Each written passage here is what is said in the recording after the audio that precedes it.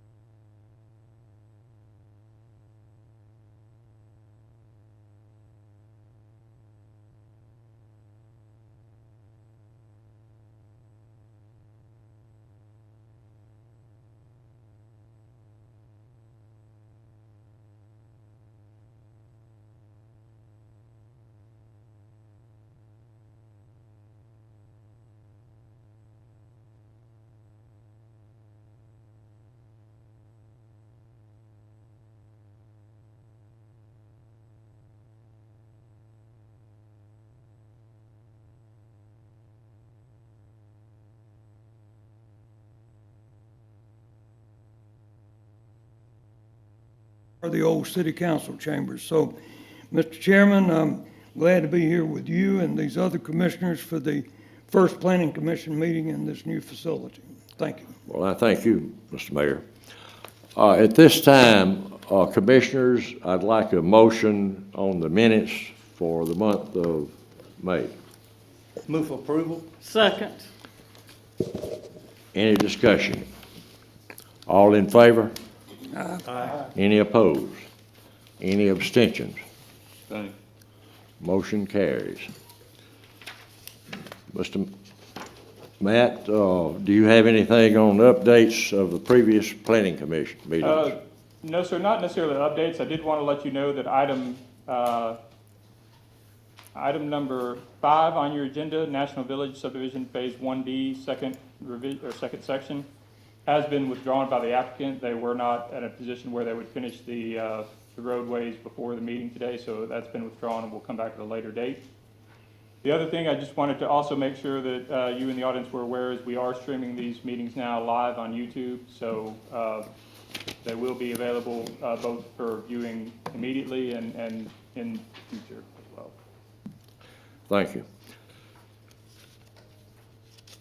Several of the agenda items today in the public hearing calls for, if you have any comments, you can make them. If you have a comment or want to say something about something on the agenda, if you'll get my attention and come to the podium that's on your right over here, and come to the podium and state your name and address, and we can begin. Matt, let's start on item 1. Yes, sir. The first item is the Paul Brumfield subdivision.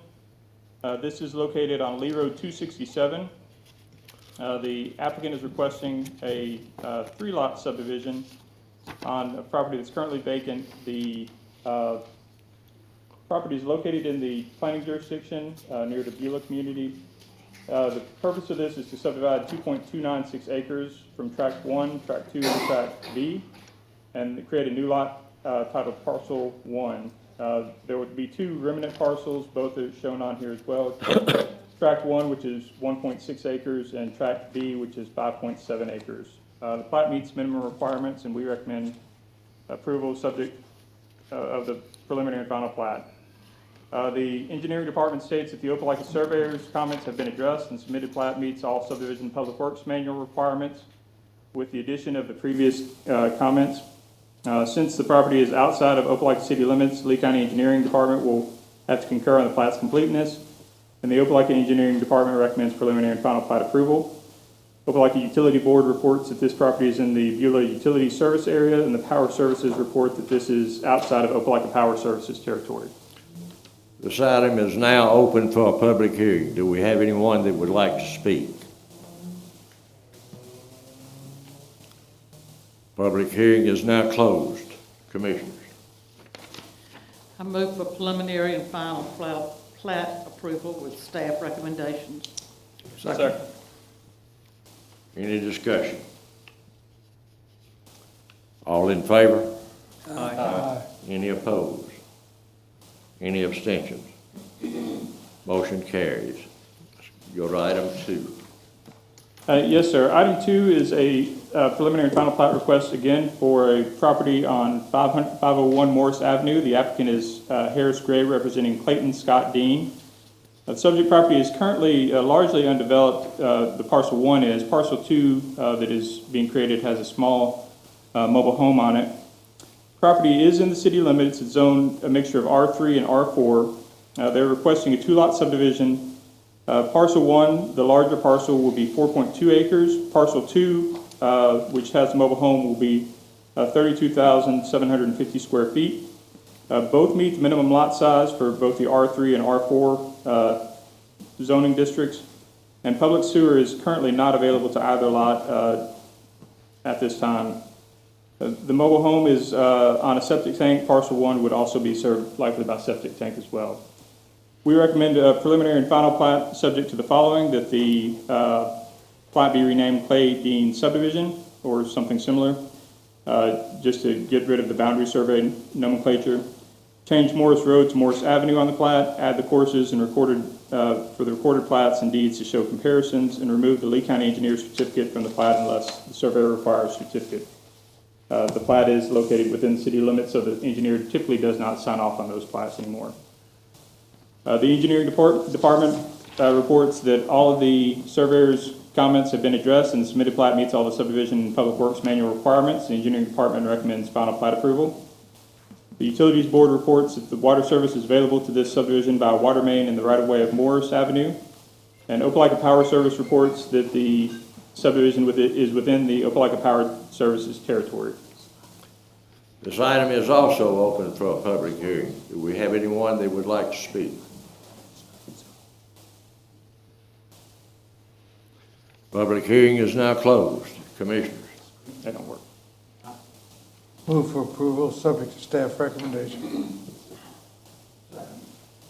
any discussion? Yes, I have a question.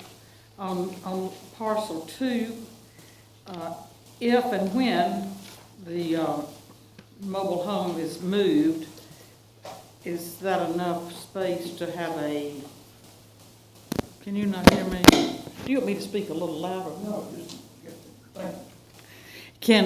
Would it be enough room for a single-family residence? Yes, ma'am, it would be. The lot is roughly 100 feet in width, and it's 2/3 of an acre, which should easily get a home comparable to the R3 or R4 zoning district on that property. And that's what this is zoned for? Yes, ma'am. Okay. Is there any further discussion? All in favor? Any opposed? Any abstentions? Motion carries. Item 3. Item 3 is a request for preliminary and final plat as well. This is Homestead Farm subdivision, first edition. This is the 3,000, 3,200 Oak Bowery Road blocks. The applicant is James McCrory, representing W. Banks Herndon and Margaret S. Herndon. The current property is undeveloped and is zoned R1. The applicant's requesting a 4-lot subdivision with public road access to Oak Bowery Road. The purpose of the subdivision is to sell lots 3, 4, 5 for single-family home construction. A single-family home is located on Lot 2A, which is 55 acres. And Lot 2, which is part of this, would remain the home place for the property owner. The property is in the Salkehatchie watershed, and the minimum lot size without sewer access is 3 acres. The lots do share, lots 4 and 5 do share a common ingress-egress easement, although they do have road frontage, but it's not easily accessible road frontage. And then public sewer is not currently available to these lots, so the 3 lots would be on septic tank. All of the lots meet the minimum lot size requirements for the R1 zoning district. We do recommend this plat for preliminary and final plat approval. There are some comments in here, but the applicant has submitted a new plat that meets those requirements, and I think that's in your packet as well. The engineering survey department reports that all the surveyor's comments have been addressed, and the submitted plat meets the subdivision public works manual requirements. The section of Oak Bowery Road is considered a minor collector. It has a turnout spacing requirement of 100 feet. If the access to the new lots cannot meet the spacing requirement, shared access easements will be required. With this comment, the engineering department recommends final plat approval. Opelika Utilities Board reports that water service is accessible to the subdivision by a water main in the right-of-way of Oak Bowery Road.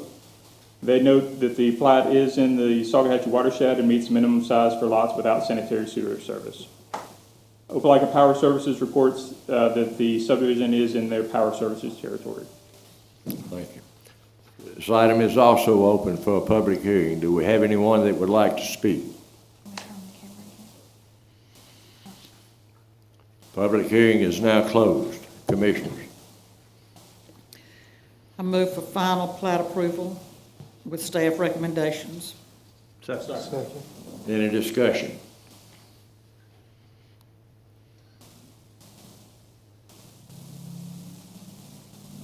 Ready? Yes. All in favor? Aye. Any opposed? Any abstentions? Motion carries. Item 4. Yes, sir. Item 4 is the first of the preliminary plats on the agenda, or the only preliminary plat on the agenda tonight. This is the Global Impact subdivision located at 1203 Crawford Road. The applicant is Mike Marr Precision Surveying for Morgan S. Foster Jr.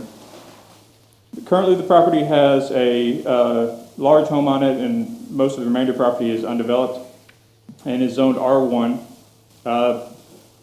The property is was part of a rezoning request that was went to City Council a couple months ago and was not approved there, and so they're coming back with a subdivision meeting the R1 zoning requirements. They're requesting preliminary approval of a non-lot subdivision. The large home would remain on the Lot 9 with the majority of the property. The other lots would take access off of a new street built with a cul-de-sac at the end, accessing Crawford Road. Each of the lots meets the minimum lot size for an R1 zoning district of 1 acre or larger, and they range from 1 to 2 acres in size. We do recommend preliminary approval of this, subject to the following: that the name and address of the owner developer needs to be shown on the plat. The Opelika Power Communications easement note on the final version be placed on there, and then add a note that lots 1 and 8 will not take direct access from Crawford Road, and label the right-of-way and its width. The engineering department reports that the submitted plat meets all the subdivision and Public Works manual requirements. The engineering department recommends this plat for preliminary approval with addressing the following comment. The developer will be required to submit an infrastructure construction and grading plan for the drainage, utility, post-construction detention, and roadway installation to the engineering and Public Works department for review and approval. The Public Works department has commented that upgrades to the sanitary sewer lift station will need to be addressed with the department as development plans are generated. Once the approval for all of the utilities approvals have been met, a land disturbance permit will be issued in concurrence with any state and federal permits. Under the monitoring of the engineering department and other utilities, the roadway and infrastructure will be completed and tested. Once the construction is complete, a bond is provided for the maintenance and any unconstructed public infrastructure according to subdivision regulations. Final plat can be submitted to the Planning Commission for consideration. The Utilities Board reports that water service is accessible to the subdivision through a water main in the right-of-way of Alabama Highway 169 or Crawford Road. Opelika Power Services reports that the subdivision is within the Opelika Power Services territory. This item is open for a public hearing. Do we have anyone that would like to speak? Public hearing is now closed. Commissioners.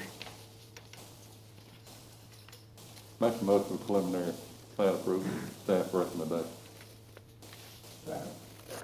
Any discussion?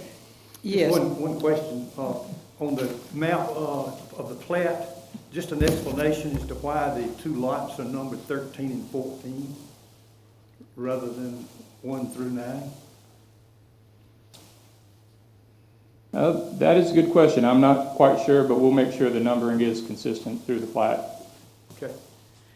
And you singled out lots 1 and 8 not having direct access to Crawford Road. Yes, ma'am, I believe, and I'll have to check out, this may be an updated plat you have in the packet. I believe it was originally lots 1 and 8. Now it's showing as 14, of course, which I'm not sure why there's a 14. But the intent of that comment is to make sure that lots 1 and the ones that have frontage directly on Crawford Road, other than the main house that already has existing access, take access off the minor street instead of off of Highway 169 Crawford Road, which is a much more substantial street. That would make sense if it was 8. Yes, sir, it touches would. the road rather than 14. I apologize about that. I don't know exactly how that numbering issue occurred and got in there, but we'll ensure that the numbering is consistent, and that if you approve the comments, the comments will match the intent of those. Okay, and with your comments, you talk about number 8. Yes, ma'am. Would not have access to Crawford Road. That is correct. It looks like it has direct access. It fronts on both Crawford Road and the new street, and this comment is meant to make sure that they don't put a driveway on Crawford Road, because we try to limit spacing on non-local streets. Okay. You can't really tell where the side road is on here. I mean, it says Crawford Road. Yes, ma'am. The side road is kind of that cul-de-sac that comes off. Oh, the cul-de-sac. It's Yes, ma'am. gotta be on the cul-de-sac. It Okay, would take access off the cul-de-sac. okay. Is there any further discussion? All in favor? Aye. Any opposed? Any abstain? Motion carries. Item 5. Item 5, as I said, was withdrawn by the applicant, but it was after we'd already advertised it, so it stayed on the agenda, but you don't need to take any action. They've they've withdrawn it from their agenda. Item 6. Item 6 is a request for final plat approval for Town Lakes Phase 4B. This is on Town Lakes Parkway. The applicant is Blake Rice with Barrett Simpson for W.S. Newell and Sons Incorporated.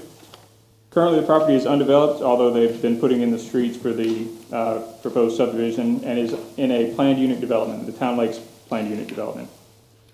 The applicant is requesting final approval for 40 lots of the 128 lot Town Lake subdivision Phase 4.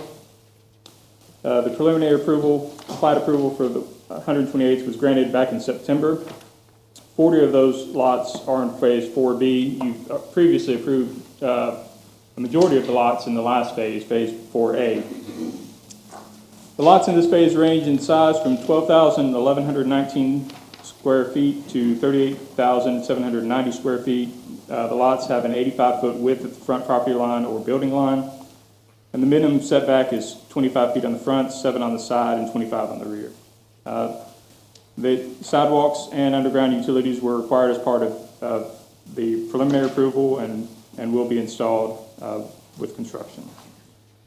The staff recommends final plat approval subject to all the new infrastructure being approved and engineering requirements completed. And there are some very minor little things, that's why we kept it on for final plat, which included adding a direction line above the north arrow on lot 57, deleting a bold line running across Bush Creek Road, and adding a dimension on the southeast lot of lot 95, which is a detention pond lot. The engineering report states that all of Opelika surveyor's comments regarding the plat have been addressed. The engineering department has inspected the construction and testing of the infrastructure in this subdivision. A certificate of completion will be completed and signed by the engineering and public works directors as soon as the infrastructure completion items below have been met, and a positive recommendation for approval will be given. And those items are all drainage structures, curb and gutter, aggregate base, first layer of pavement will need to be placed. All sanitary sewer lines will be needed to be installed, tested, and approved by utility inspectors. All stop and roadway signs will need to be installed.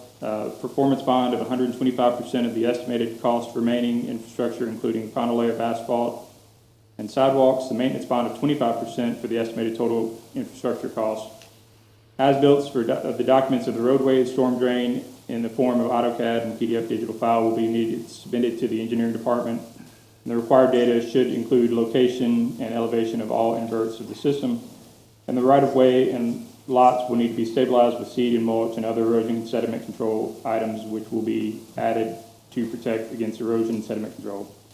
If these requirements are met, the engineering department recommends preliminary or final plat approval. Opelika Utilities Board reports that water service is accessible to this subdivision by water main in the right-of-way of Owens Way. And Opelika Power Services reports that this subdivision is in the Opelika Power Services territory. I'd probably like to ask Mr. Parker, the city engineer, to just address any of the issues. I think they've been finishing up quite a few of those items that needed to be finished today. So all the items have been completed as of today. Right, right, thank you. Okay, Matt, this is a final it's a plat final approval. plat, so there's no public That's hearing what I mean. scheduled for this. You mentioned preliminary and final. And Yes, sir. It did say preliminary and final, Yeah. but this is just final All plat. right, commissioners, I need a motion. I move to approve the final plat and staff recommendation. Any discussion? I've All got in- a question. The Okay, section identified as a PUD, is that owned by the same property owner? All of this is in the Town Lakes PUD, Plan Unit So Development. there, access to that, or exit to that would be available. So it's landlocked right now, if he doesn't own it. Are you talking about the open space area? The area which is identified as PUD, I'm assuming it's the same property owner as as the property we're discussing. It pours out into a trailer park. Oh, yes, sir. There is if you look between, I think it's lots 28 and 29, there is a small access easement that is used as emergency access to it's to the mobile home park that's just below there. The applicant has obtained an easement that goes across the mobile home property to provide emergency access to this subdivision. I see it now. since there's only one, there's actually two or three entry points, but they're all further up in the development. They wanted to Access is provide some available. emergency to the lower section of this development. Is there any further discussion? All in favor? Aye. Any opposed? Any abstentions? Motion carries. Item 7. Sir, item 7 starts the conditional use section of this development, or of this meeting. The first item is a conditional use request for 18 townhomes located at 307 Morris Avenue. The applicant is Blake Rice with Barrett Simpson, representing BC Stone Contracting LLC. Currently, the property is undeveloped, and the property has a zone of R3 and R4. It should be noted that most of the property is zoned R4, only the access drive going back to the larger piece would be zoned R3. The applicant is requesting, again, a conditional use approval for an 18-unit townhome development on 4.6 acres. The development does not have much frontage except for, like I said, a small stem going up to Morris Avenue, with the townhomes being set at least 150 feet off Morris Avenue. There is a 24-foot driveway that would extend back to this property, opening up to the townhouse development. Adjacent on the west side to this is some single-family homes that front on Sherwood, I believe it's Sherwood Street. On the north would be some undeveloped lots that the applicant currently owns that would be used for single family, and then to the west you start getting towards the some of the deeper properties, or excuse me, on the east would be deeper properties on Morris Avenue, and then the Lee County Fairgrounds, and then to the south of this is the Northbrook Camelot development.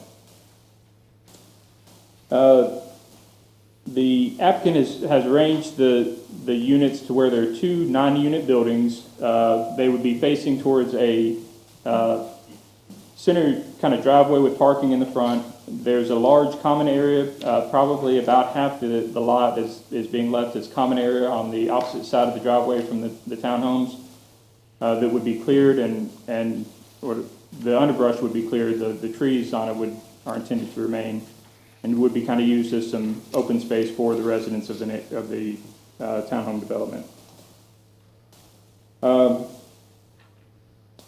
The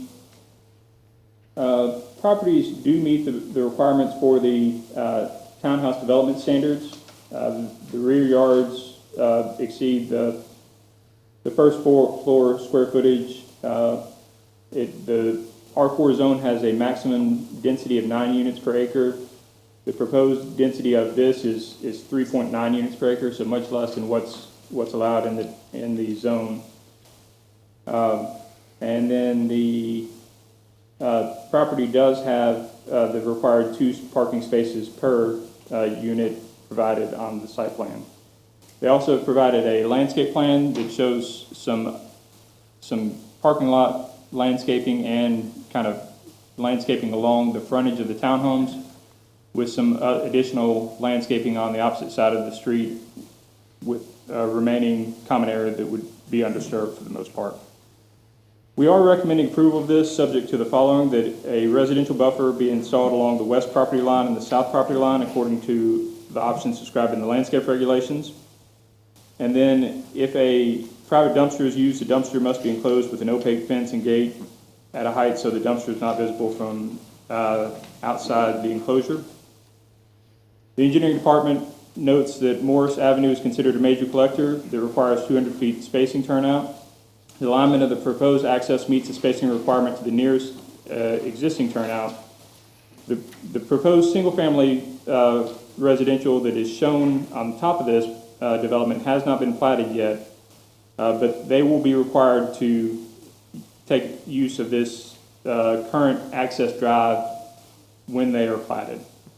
The engineering department has no other comments and concerns with this application and recommends conditional use approval. Opelika Utilities Board reports that the Opelika Utilities has an existing easement on the property that is currently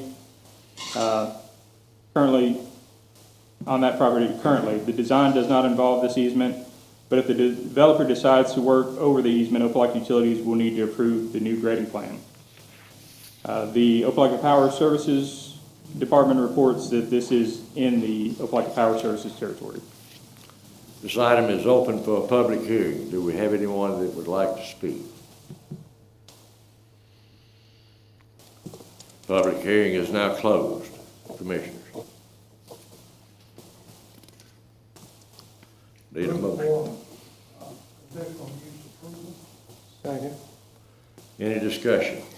Yes, the topo of that, is that the reason why it's only 2 9-unit buildings, or are you planning on having another 2 9-unit buildings? 2 or 3 reasons for the layout. One, there are some topographic concerns on there. 2, a project like this, an infill multifamily project, really needs some open space, and the ability to provide that open space in a direct line of sight from the front porches of these units was really a bonus for this development. And 3, just east of where the parking lot will be, Opelika Utilities currently has a 16-inch ductile iron water main, cast iron water main that was installed in about 62, right in there, and we'd really like to stay away from it and not cause any problems with it. So it kind of worked out for this to, have some open space and at the same time stay away from that water line. So just to be clear, there's not going to be another set of 9 units No, going ma'am. in there? Okay. Blake, one question. Where is it anticipated that the owners or the occupants will keep their trash cans? We're assuming that this would be a dumpster situation. Okay, so they just take it to the dumpster, okay. And usually when I do one like this, with the hammerhead type, turnaround at the end to provide for fire access, the end of that, one end or the other of that hammerhead provides a perfect dumpster location. And we're gonna have sewer discussion. Do what? Sewer. There's sewer on the property, shouldn't be a big issue. No. And you are Blake Rice, right? Yes, sir. I am. Still, You sure? Yes, sir. All right, well, thank you. He was carded last night. At the same place. Okay. You got anything else, Blake? Not unless there are any other questions. Any more, any further discussion? Thank you, Blake. Thank y'all. All in favor? Aye.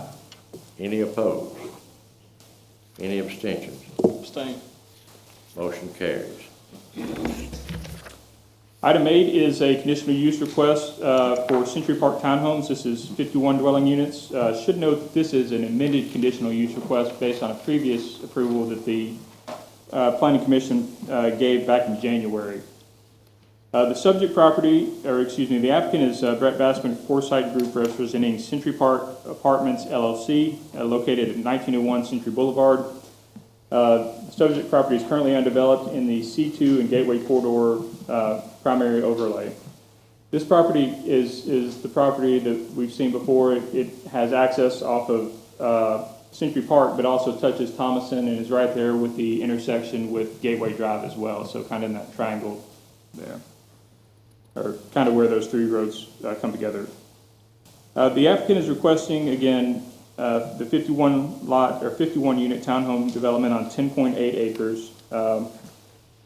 Buildings would have between 2 and 6 units, and they are still looking at the possibility of potentially expanding this, provided that they study the floodplain and it determines that more of the property is outside the floodplain.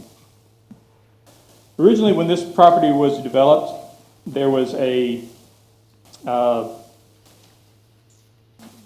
properties had a front setback of 30 feet on the internal streets on your plat, not off Century Boulevard, but on the internal streets.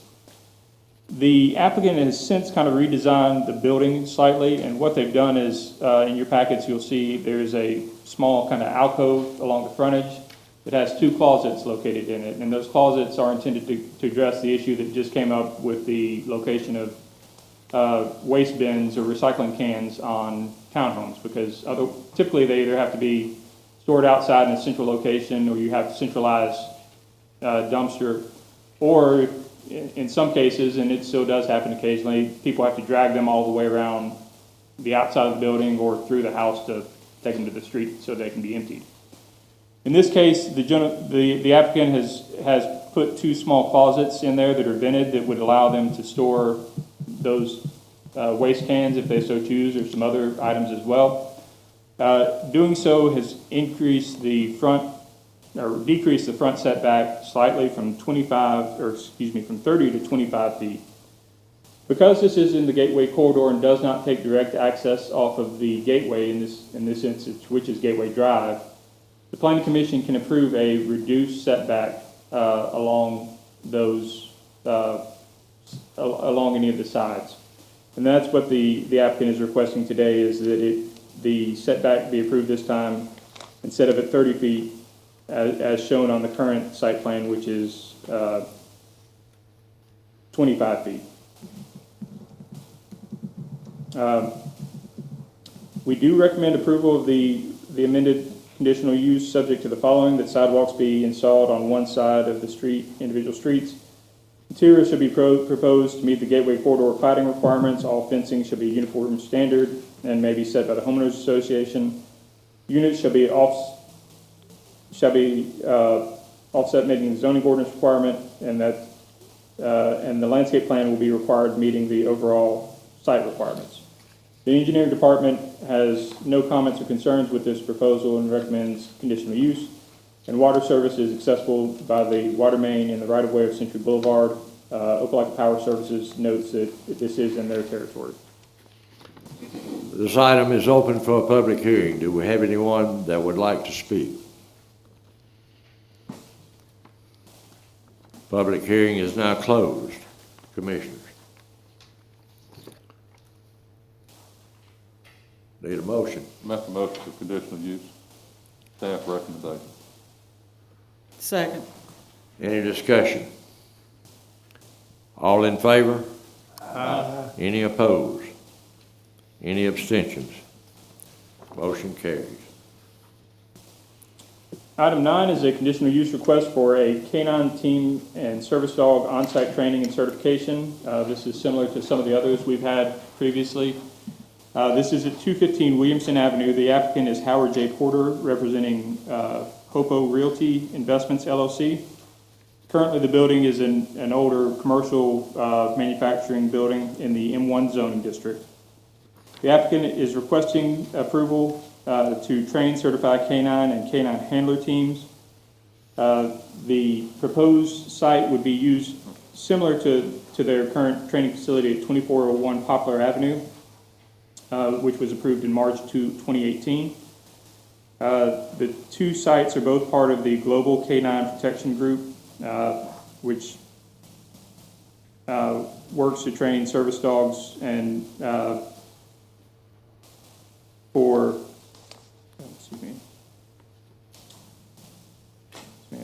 believe it's both governmental and individual uses.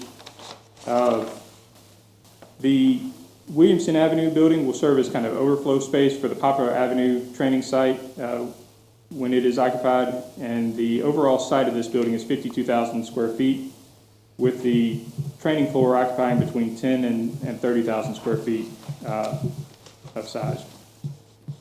The class size we discuss in here is typically up to 10 students with 1 or 2 instructors.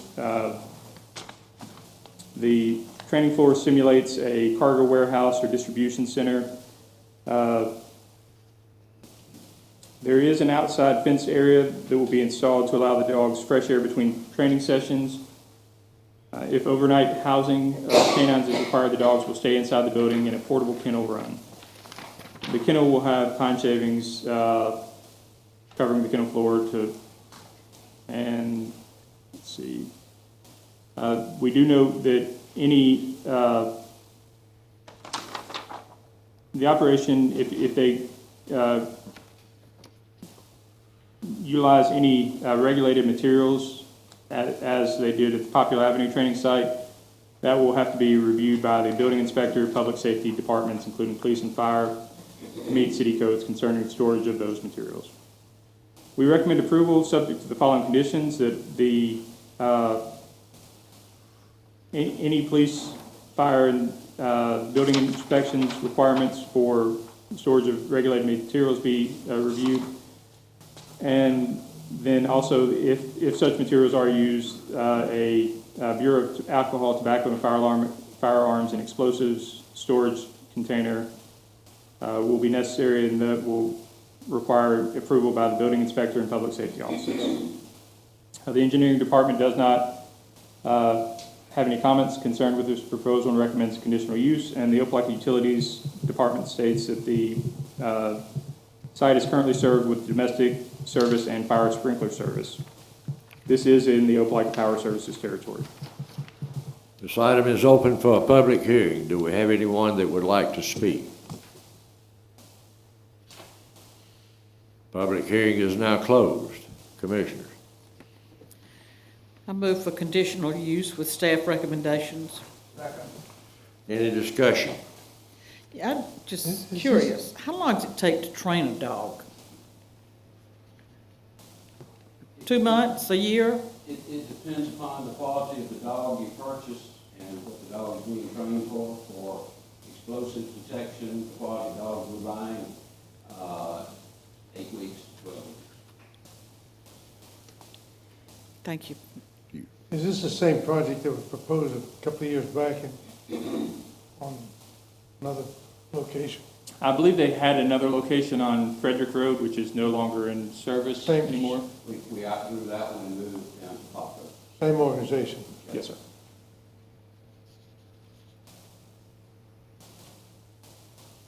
Is there any further discussion? All in favor? Aye. Any opposed? Any abstentions? Motion carries. Item 10 is a conditional use request for a climate control and mini warehouse and outdoor storage facility. The property is located at 720, 804, and 808 Columbus Parkway. The property, or the applicant is Brad Flowers of Flowers and White Engineering, representing Crooked Creek Partners and Nahada Incorporated. Currently, the site is used as an event center, has a church and some retail uses in there. This is the property adjacent to Angels Antiques, connected in that same shopping center. And it's currently zoned C3 with a gateway corridor primary overlay. The applicant is requesting conditional use approval to turn the existing building into a climate control facility with some outdoor storage, both located along the frontage, kind of along the diagonal side of the property on the western side, and then some additional outdoor storage along the back areas of the development. The overall site is 7.96 acres with about 80,000 square feet of building. The applicant has proposed a revised site plan and landscape plan for the development, and we've included that in your packet, which shows the inclusion of landscape islands along the frontage and close to the building, increased buffers along the portion of Columbus Parkway just behind what is shown as Lot 9. That's kind of along that creek bed that runs at an angle back through there. And then some additional landscaping, I believe, in the back as well. They've also shown some revised proposed elevations that show some additional facade improvements to the front of the building. And then you have an example of what the gate would look like in the frontage area, somewhat of an aluminum wrought iron style security gate for the area of outdoor storage in the front. The current shopping center, of course, has almost no landscaping on the site, and so this is a fairly significant endeavor in improving that. However, it does not come close to what is actually required by ordinance if this were a new green site, and that's not uncommon when we redevelop older parcels like this, just because there's not a lot of unpaved space that could be used for landscaping improvements. The new construction would require about 714 base landscape points, and they're proposing about 216 base landscaping points. They do meet their parking required landscaping points with the new islands and along the buffering. The proposed facade improvements would be in compliance with the Gateway Corridor facade requirements. They do show a more vertical parapet located along the front entrance, the main entrance of the building. Staff notes in here that with the location being in such a high traffic count area and prime location, we would still prefer this to be a retail center that generates traffic and revenues along with its location. We do note that we are in a kind of a changing time with retail, and there are not many large box retailers out there right now, especially with current economic issues going on. And so we've noted that these centers are, as they become redeveloped, are typically being redeveloped for either governmental uses, churches, climate control facilities, or even occasionally multifamily housing. So with that in mind, we do recommend approval of this subject to the following: that fire and emergency personnel be able to enter the fenced areas and have access to all fire lanes and hydrants. Increased landscaping should be added along the road frontage and diagonal boundary of the frontage storage area. Any dumpsters shall be located on the rear of the property along Cartech Drive and shall be screened from view either by fencing or landscaping. Building facades and fencing should be comparable to the elevations and materials shown. Rear fencing may be coated chain link or similar material. No razor wire or barbed wire is allowed on either fencing in front or behind the building. Lighting shall meet the City of Opelika zoning ordinance requirements, and no roll-up garage doors shall be allowed on the frontage of the building. The engineering department notes that they have no comments or concerns with the proposal and recommend conditional use. Opelika Utilities Board states that water service is accessible to this use by the water main in the right-of-way of Columbus Parkway, and this is in the Opelika Power Services territory. This item is open for a public hearing. Do we have anyone that would like to speak? Public hearing is now closed. Any discussion? Motion. Let me make a motion. I'll make a motion. Second. To what? To approve the conditional use of item number 10. Do you second? What do you make a motion? I need a second. Second. Any discussion? Yes. How many vehicles are you talking about having space to put on the front? And how long do they stay? And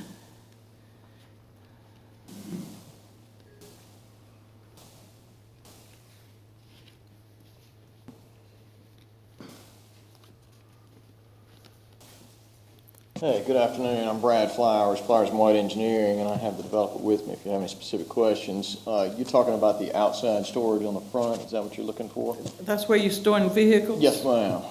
So probably no more than about 40 at the max. The space that we've got would not facilitate many more than that. We do have a little bit of space in the back. We would be able to put some stuff back there. You're looking probably at, in the back being more of your campers and RVs and things of that nature. But in the front, just don't know exactly what it is. It will be landscaping and screening all around the fence that is there. So anything that would be there would be blocked from visibility from all the streets. So it will be screened between, and I just say Yes, ma'am. vehicle, between camper to camper to camper, it'll be screened. No, not in between each one. The whole area right there is fenced in, and then there'll be screening around the entire outside of it. But there are cameras up on the buildings to be able to see down in it for security reasons. But there'll be screening around the perimeter of the fence that shows up on your landscape plan, I believe y'all have. So is it campers, is it cars, is it boats, is it? Whatever they would like to bring, and I can, if there's any requirements or anything specific that y'all have, we can get that answered for you. But yes, ma'am, just outside storage. Would your of plan vehicles. work without that? It'd be pretty tough. I'll be honest with you, because that's a lot of what people want, especially in Auburn game day situation. You get a lot of people that want to bring their RVs and campers and store them, especially in the fall, so they don't have to drive them up every weekend when they come. They just come, pick them up, and go. So it works with the facility, and it works with the plan for the facility. Well, it's part of our gateway. Yes, ma'am, I And, understand. and to have this parked right in the gateway for people to leave it for 6 months or however long, I don't know, just seems unsightly. No, I get it, believe me, I do. And that's why we're screening it with ornamental fence and then landscaping fully around it. But you didn't show the ornamental fence, you just Yes, showed. ma'am, I've got a picture of it, and it's showing up on our landscape. We've got an ornamental fence that goes all the way around the front, everything on the outside, and then there's landscape screening that buffers the entire outside fencing. Well, the fence is just a, Correct, that's the presentation of the gate. It's not gonna be chain link fence, is what we were trying to get across. It's gonna be more of an ornamental fence, but we will have landscape buffers that show up on the landscape plan that fully encompass that strip that that fence is lined in. You say you had a picture of the fence or of the presentation in front of the building? Both. There's a picture of a fence in there as well, just to kind of give you an idea of what the fence was gonna be, so you could see what the concept was. I believe Mr. Moses got it. Yeah, the fence that Mr. Flowers refers to, he just gave us a picture of basically what the gate would look like, but it is, what you see is kind of a, they call it wrought iron style because it has the bars and the tips. It's more than a typical chain link fence. Swing back gate, I'm assuming. This gate is, I believe, shows as being a swinging gate, yes, sir. Yes. They'll have to get that Let's see approved it. through the fire department. Correct. To make sure that emergency access can be maintained through there.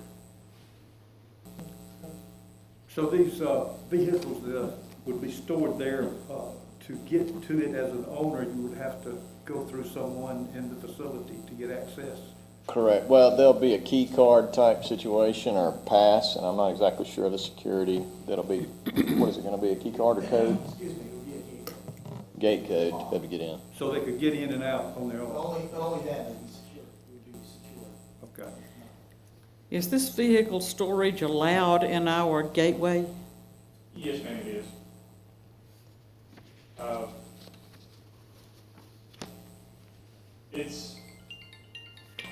We look at it similar to a car lot or something like that, where they, of course, those are new or used vehicles for sale. This is more cold storage. But we do look at them as a conditional use in the gateway corridor. It's not going to be a junkyard. Everything in there will be operational, so don't get it confused with that. You know, I'm not concerned about what you're gonna do.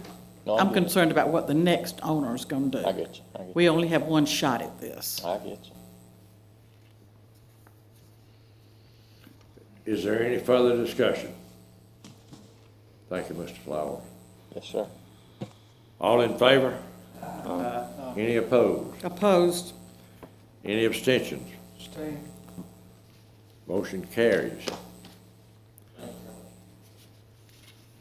Item 11A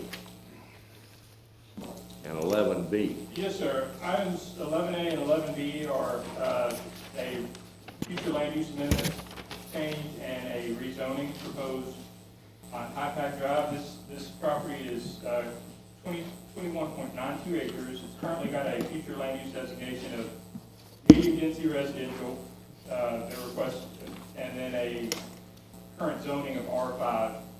The applicant is requesting to rezone this to a planned unit development, and then along with that would typically be a future land use amendment, to change that to a mixed-use land use category.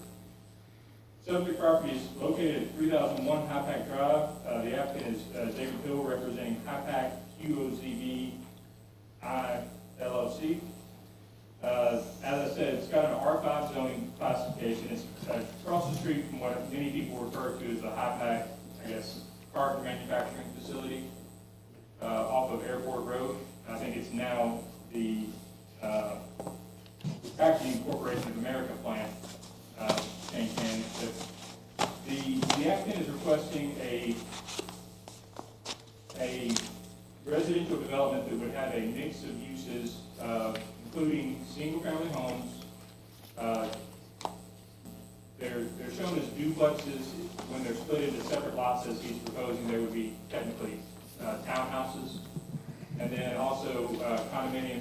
bungalows. The applicant is proposing a development that would include 94 single-family homes, 34 twin homes, and 20 small bungalows. This would be 148 residential units. The overall density for this would be 6.7 units per acre. They've noted that they're intending to try to mimic something along the lines of Pepper Mill Village with a variety of housing types and sizes, with primarily looking at smaller homes on smaller lots. The development does have an amenity space located in the center. If you look, there are some elevations that are shown here, or kind of conceptual renderings that are shown here through the master plan. And that includes what they show as a swimming pool area in the amenity and a tower, kind of key figure or identifiable building there. What I think is the most unique about this development is the fact that they're mixing residential use types, which is a kind of an ongoing standard in residential development. However, what we did want to point out is that the development sizes that are being proposed are much smaller in lot size than typically we've seen before in the past in the city of Opelika. The single-family homes, which are shown as units A on your overall site plan. Again, there are 94 of those units. The interior ones of those would have a lot size of 2,000 to 2,800 square feet. The exterior ones, the ones along the outside of the development, would be closer to 3,000 square feet in size, with many of them getting closer to 3,500 and a few getting over 4,000 square feet. The townhome developments they're requesting a lot size of 1,100 square feet for the minimum size ones. Some of them do get closer to 2,000 square feet, which is consistent with our townhome development. And then you have the cottages, the small bungalows, which would be on a condominium basis.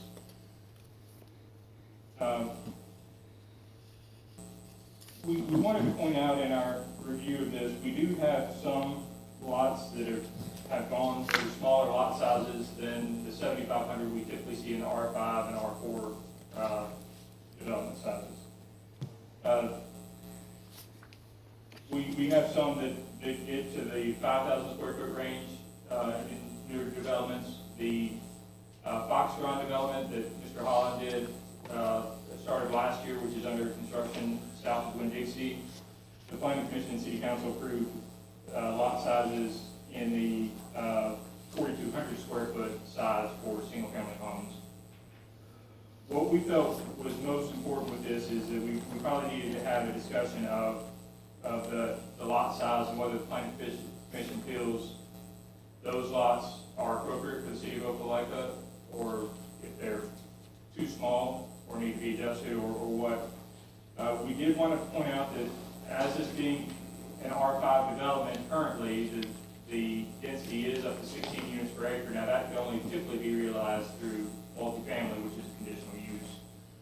Townhomes could also be done as conditional use through this development, and would let them get a higher density probably than what they're proposing currently. And then they could probably do duplexes through the development as a permitted by right development, and they would get about the same density probably as what they're doing now, but the lot sizes would have to be conforming to those sizes. So we've also noted that the plan did not show any landscaping, buffering, or sidewalks.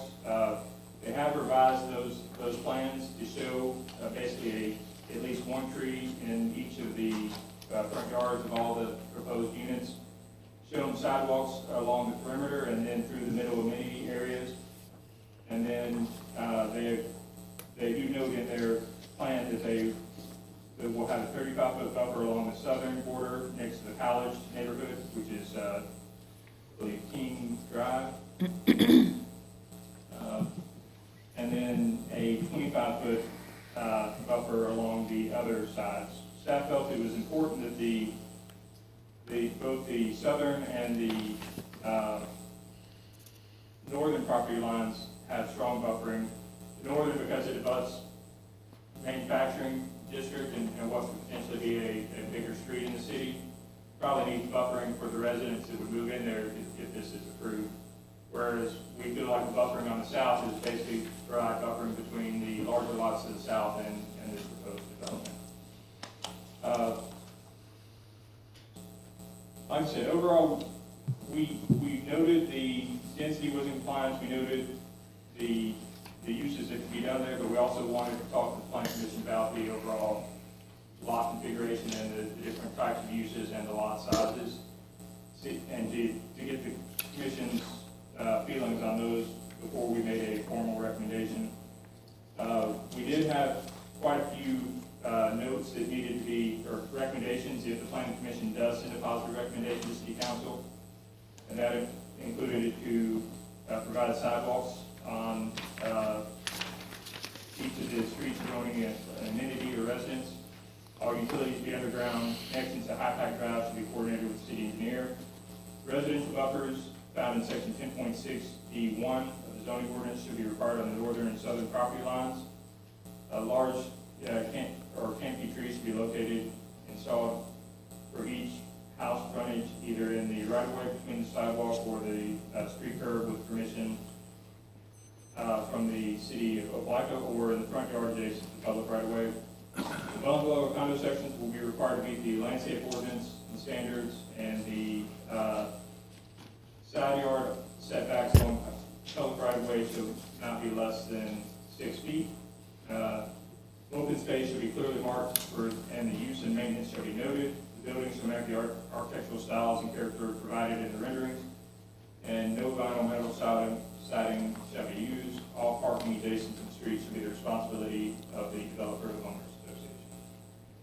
The engineer's report states that the engineering department has no comments or concerns with the application and recommend a positive recommendation to rezone to city council. Opelika Utilities has no report, and the Power Services Department notes that this is in their territory. As I said, this is quite a different development, I think, than we've seen within the city of Opelika, and so I think it warrants some discussion with the commission. I'm happy to answer any questions you may have. I know the developer is represented today with Mr. Hill being present here as well. Thank you. This item is open for a public hearing. Do we have anyone that would like to speak? Public hearing is now closed. Commissioners, I want to take, Eric, I think Mr. Hill, did you want to say anything, or? No, I'm happy to answer the questions. I apologize. that's all right. Public hearing is closed. Commissioners, want to make a motion, one of you need to make a motion for the amendment for the 2030 comprehensive plan first. Yes, sir. And I should point out, technically, because this is a mixed format of residential uses, I think the change to the master plan is, the future land use plan towards a mixed use designation is more appropriate, but the current designation of medium density residential does also fit with what's being proposed here as well. So we would recommend you, if you plan on making a positive recommendation to city council, that you make the motion for the change in the future land use. But at the same time, it's not completely necessary because both designations actually work here. So there's no need for a comprehensive change in the plan? This fits the definition of medium density residential under our zoning, or under our future land use designation. Okay. So Is it also under the rezoning? Yes, sir. Okay, we just need to make a motion that it go to for positive or negative recommendation to city council. Recommendation to city council. Okay, all right, commissioners, you heard him. Make a motion for positive recommendation.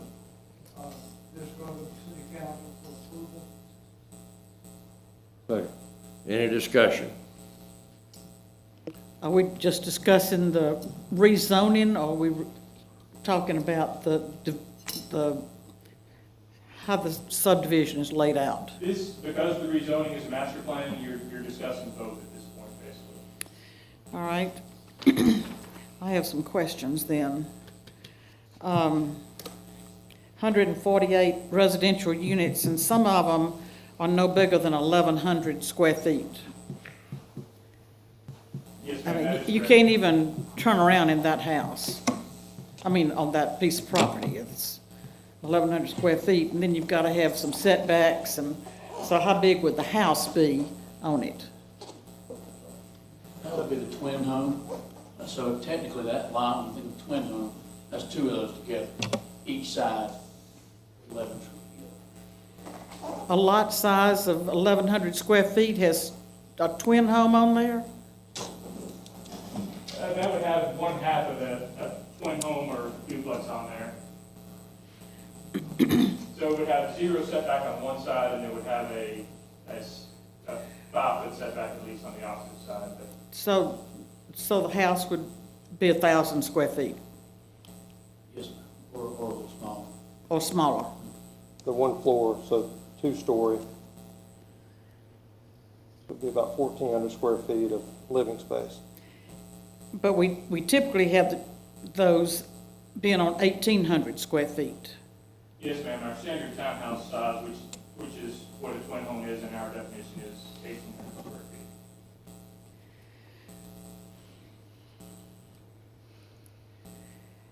And then you, so that's a residential unit, but then you've got, was 94 single-family homes and 34 twin homes. And how big is a bungalow? The bungalow would be the condo section at the east and west ends, and they're a one-bedroom unit. They're approximately 800 square feet. They would be in a condo area already. We're trying to stimulate home buyers here to sell these for them not to be a rental product of all duplexes throughout the whole thing that we could keep. And by doing that, we think that the whole subdivision will probably stay a much more desirable area. Much more what?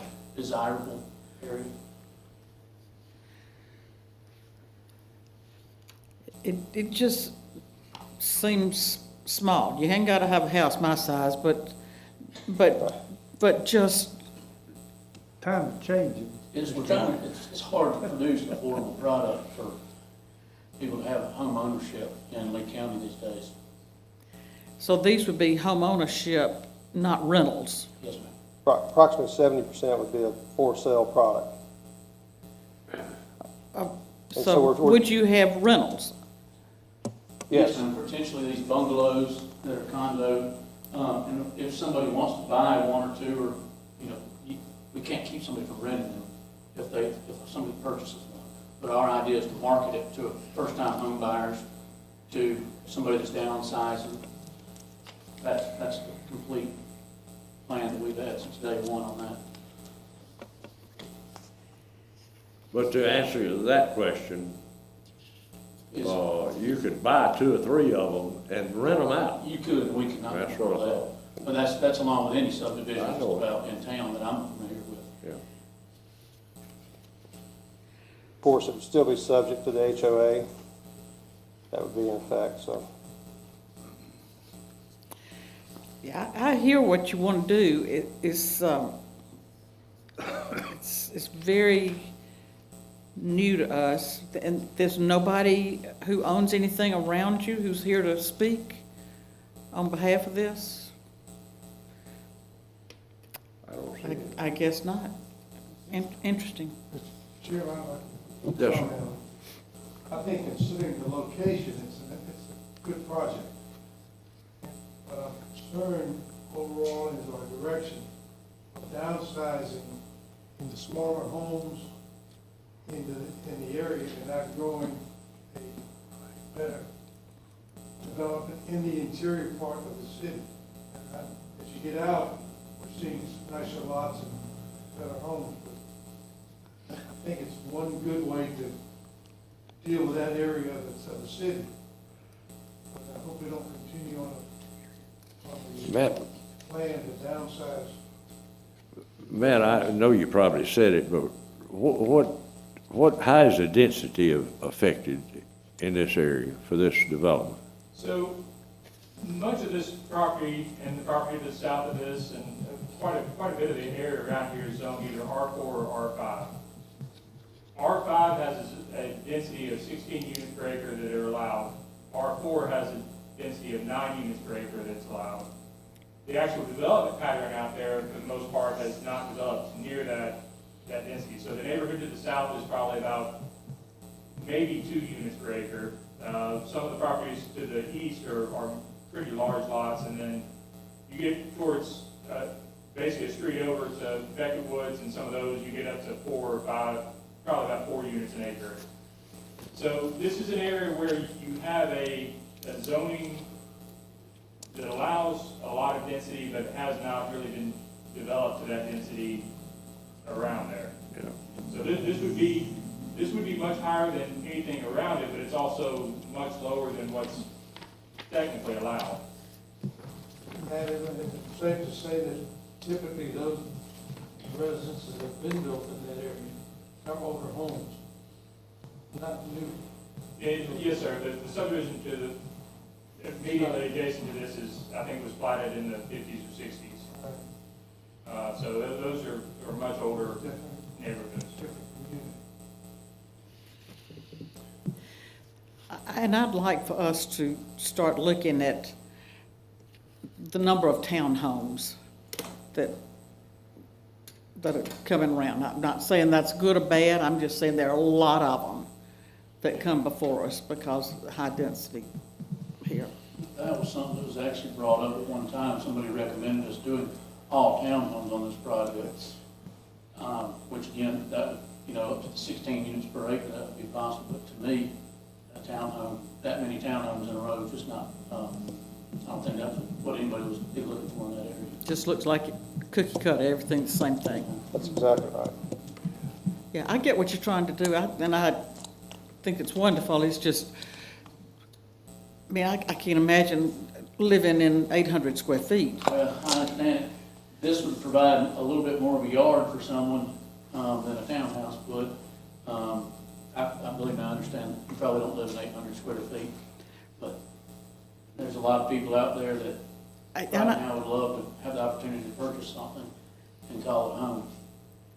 Would you gear this more to students? No. No, okay. The home, I believe, the homes that would actually be, the home for sale that we're saying, I understand 800 square feet is a few things we talked about. We're in the 1,300, 1,400 square foot on the actual, this is what we're calling a single family home. What's your price range that you have in mind? We'd like to be sub 200 to 179, the 179 starting prices. Really? That's what, Okay. And that's what's driving the density is, we have such a huge infrastructure cost, and so we're trying to get the density where we can get that price point down where we think it's attractive. Do they have garages? No, ma'am. I mean, the smaller the house, the more stuff you have, yes, ma'am. and it just pours out. They can go down the street to that new storage unit. But that's true, you could. The HOA, that's something that will have to be managed as well. Obviously, we're aware of that.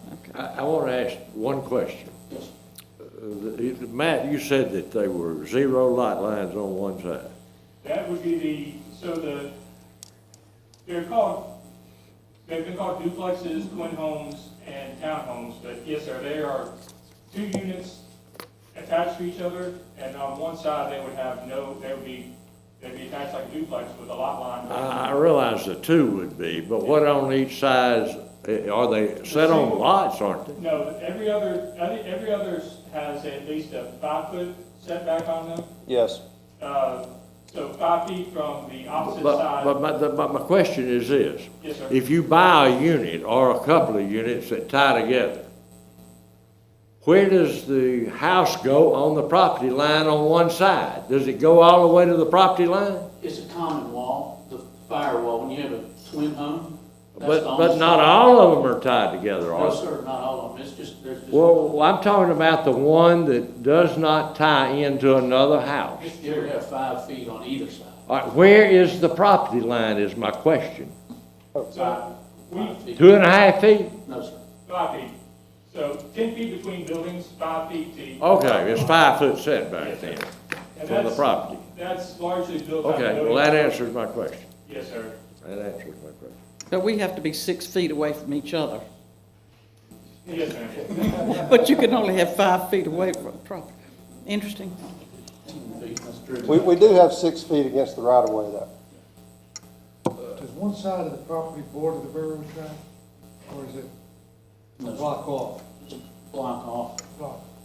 IPAC borders railroad, that's why it has that manufacturing designation, I assume, so, this would be a few hundred feet from there, the closest point. Is there any further discussion? All in favor? Any opposed? Any abstentions? Abstain? Motion carries. Item 12. Yes, sir. Item 12 is the annexation and zoning at 4002 Marvin Parkway. The applicant is Ricky and Cynthia Wilson. They're currently in the planning jurisdiction, just outside the city of Opelika. They are proposing to annex to their property, which is 27,300 square feet. It's near the Cove Creek subdivision, and they do touch the property, the city boundaries on one side. According to the zoning ordinance, if they were annexed in, they would come in as an R1 zoning designation, which is, while the property would be non-conforming because of its lot size, it would still would be, I think, acceptable to be an R1 there just because of the adjacent zoning and should not come into issue.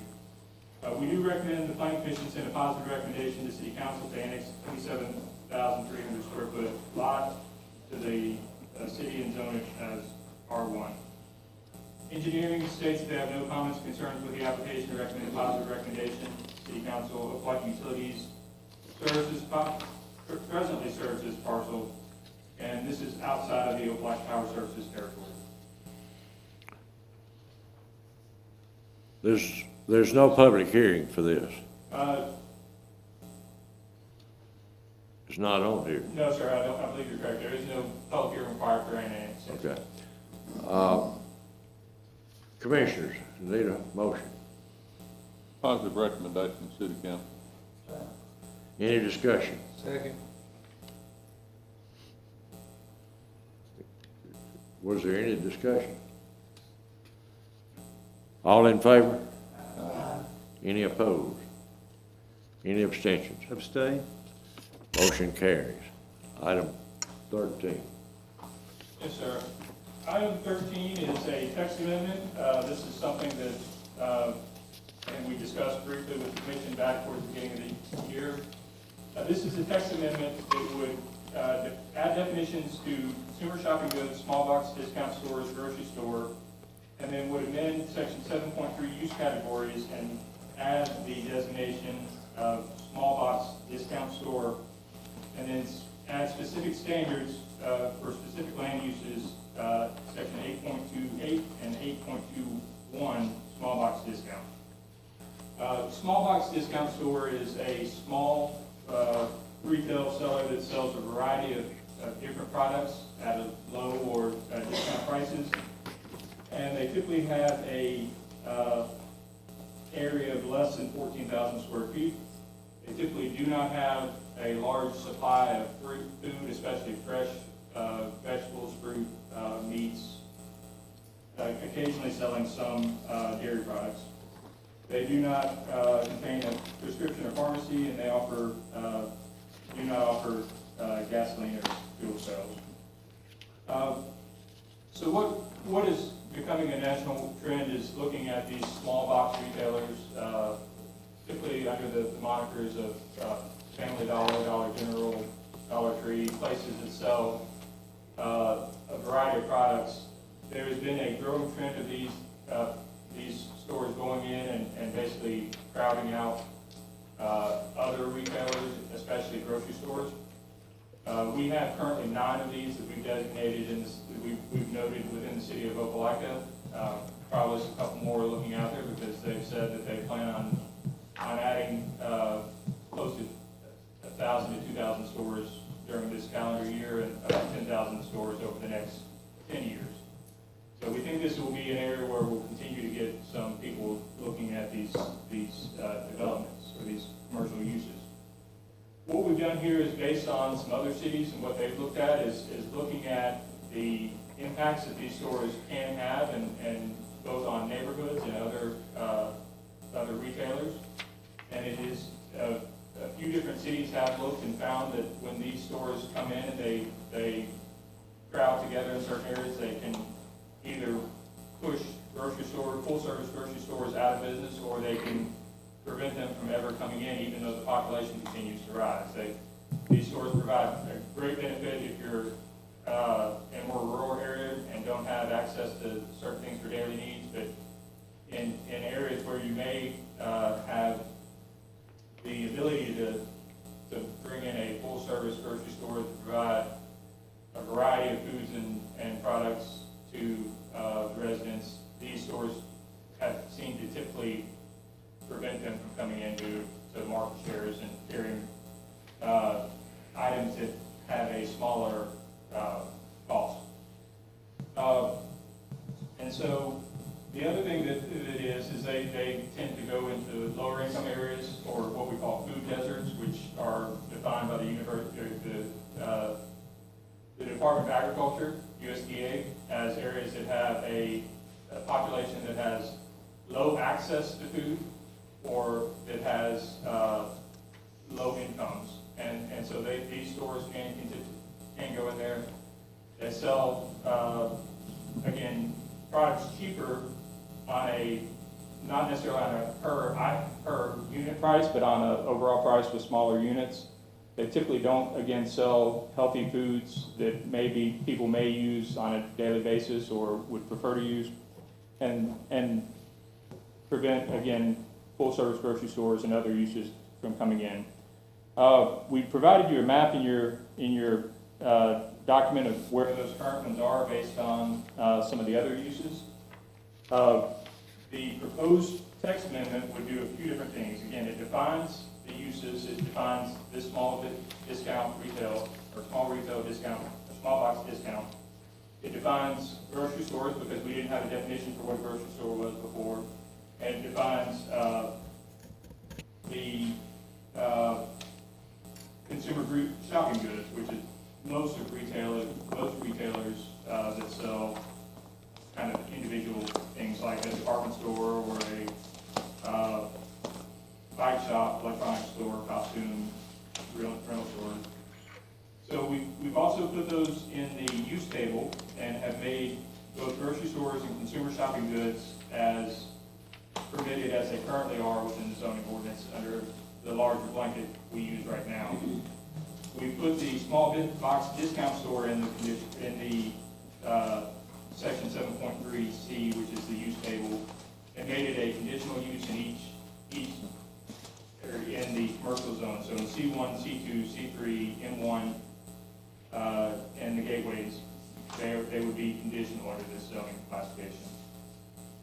We've also put in some standards and dispersal requirements that include that they be located at least 1 mile from each other, 5,280 feet from another small box discount store, because they do tend to cluster quite a bit. And then we put a distance requirement from these stores to a residential parcel of 200 feet. So making sure that they're not directly adjacent to residential properties. And that does happen on a fair occasion.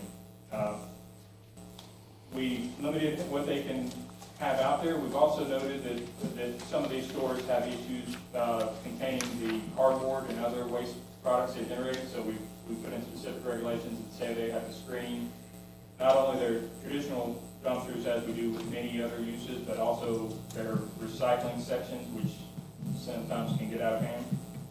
And then where they do meet the 1 mile distance separation, we've, again, made them conditional uses and put in some standards that the planning commission can use to justify approving them when they are appropriate in those locations.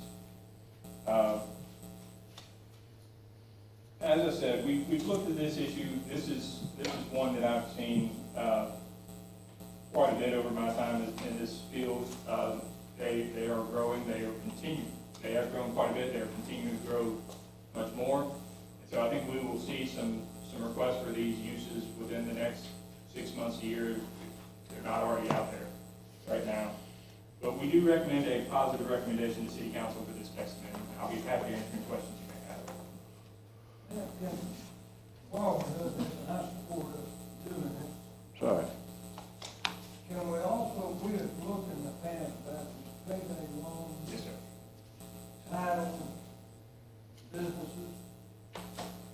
Can we also, while we're doing this estimate, can we include language that would prohibit them in a similar manner?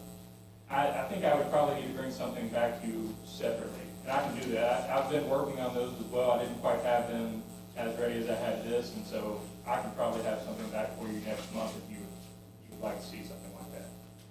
Well, I think it's important that the planning commission move as quickly as possible on the one you're talking about. Yes, sir. I do think that there's likely some of these right now looking for property within the city. If this is approved today, can what you have to come up next month, can it be an amendment? It would be a separate section of the ordinance. So we added in a special use section with this code amendment. And so what we would do if we decide to take on payday lenders and check action places, that would be the next item under those special use standards, I think. And it would likely be the same style of text, what we call dispersal text amendments, where we say, they don't need to aggregate together in small little clusters like they tend to do, and make them conditional in more places. With what we run into with all of these uses is describing them so that people can figure out what's classified as what, and we had some models go on this, and we will have some models that we can use for those other type of uses. It's just always making sure that they align with the revenue department and other places, so we know exactly how they get classified out. I'm still not clear in my mind what it is we're trying to control or limit. Is it corporate small box businesses coming into the area? Is it the type of things they contain or sell?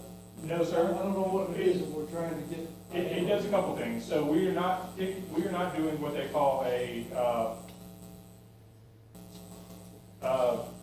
I can't think of the exact terminology, but we're not limiting the number of a specific use or user. We're not saying that they have to be small local businesses or things like that.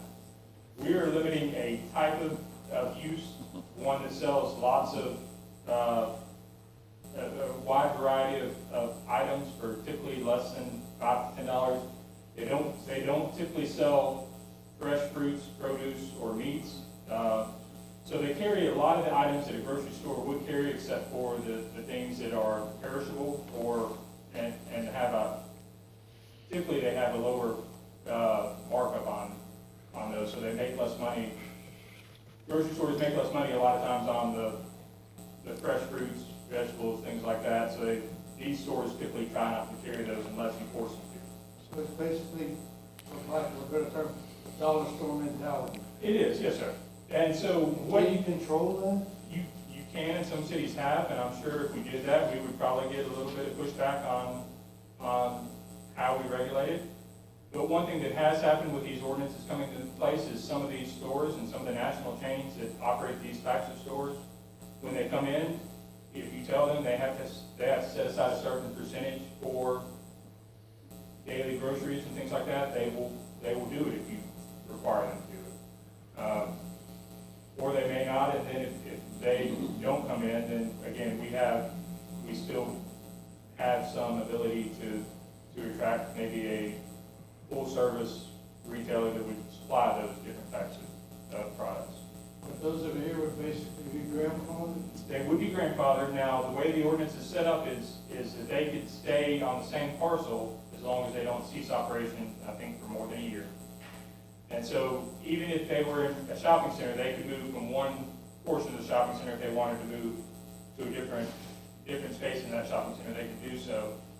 What they couldn't do is if they have one location here and they wanted to move to another location that's within a mile of another small box discount retailer, they could move to that location. They either have to move outside of that location or they would have to stay where they're at. Matt, not that it has any bearing on this, but do you know if most of these types of businesses are both individually owned and corporately owned, or is it a mixture, or do you know? It's a mixture. So there's two main players in this right now, Family Dollar and Dollar General, with some other smaller ones there. It's my understanding that there are a mix of both corporate-owned stores, and then there are some individually owned stores that are owned through investment corporations. What we see a lot of times is many of these stores are constructed by the same person, especially in Alabama. One person kind of builds a lot of these, and then they will lease them back to the corporate entity. So that you have an individual property owner who owns the land in the building, and they lease the space back to the larger corporation. It's city council's decision, but it seems like you're going to face some legal issue at some point. And it's possible. I will tell you, this is one of those areas where there is a growing movement to provide some regulation to this. Birmingham has recently, actually about 2 or 3 years ago, approved an ordinance that limited where they could operate these types of stores within the city. But quite a few of the cities around Atlanta have already started putting in ordinances very similar to this because they see these uses popping up pretty rapidly. And anytime you have a fast-growing community, this is one of the uses that we see coming through. I mean, I've been in this field for 15, 16 years now, and I've done at least 8 of these. I think can't think of another use that I've approved so many of other than residential. I call for the question. Does anyone else, the commissioners, have any more questions for Matt? I don't I'm believe gonna, it's open for, I'm gonna open it up for a public hearing. Now, you wanna say something? Yes, sir. This item is now open for a public hearing. Public hearing is now closed. Commissioners, need a motion. I move for a positive recommendation to the city council. Second. Any discussion? All in favor? Any opposed? Any abstentions? Abstain? Motion carries. I need a motion for adjournment, please. No. All in favor? Good job. Hey, Mike. I apologize. We Not to look over your shoulder or anything. Supposed to be able to show everything up on the screen, but